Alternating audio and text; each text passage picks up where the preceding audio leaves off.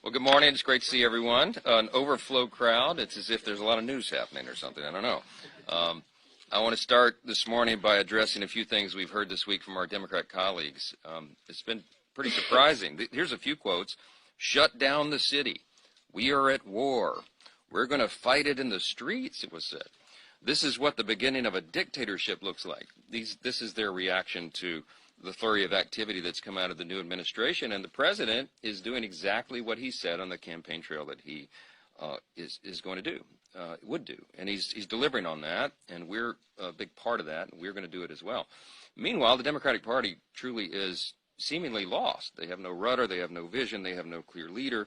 The only message they have is anti-President Trump, and we've all seen that that's a failed strategy time after time. And it's not just rhetoric. I mean, this week, Democratic leadership sent a letter to their members that you all saw that the media characterized as a war plan to take on President Trump.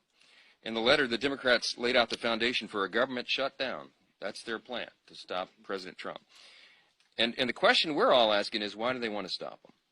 Is it because President Trump is working to bring more oversight to USAID for its mismanaged spending?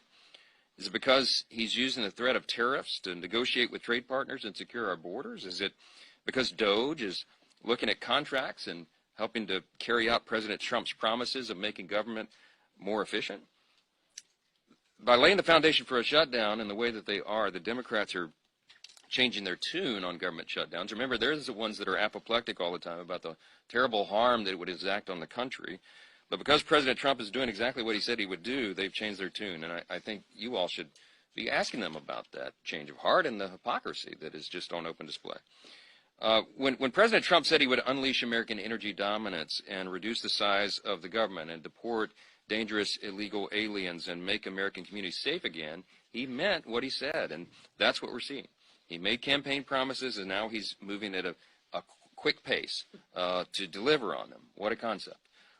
As I said in an interview yesterday morning, I think it was, that I think it's demonstrably true that President Trump has now done more for the American people in his first 2 weeks than his predecessor did in all 4 years.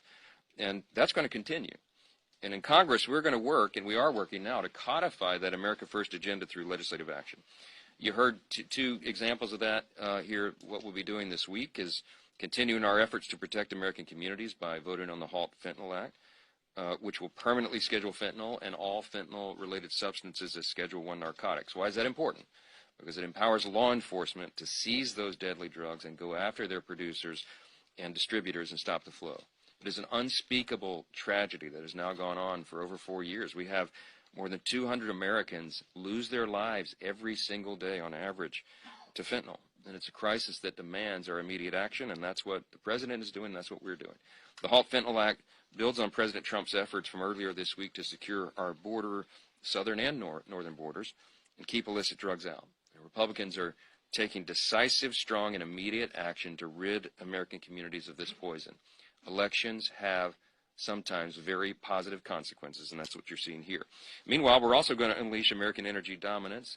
The Protecting American Energy Production Act is so important because President Biden and his administration clearly waged a war on American-made energy, particularly oil and gas producers, and we're going to make sure this doesn't happen again.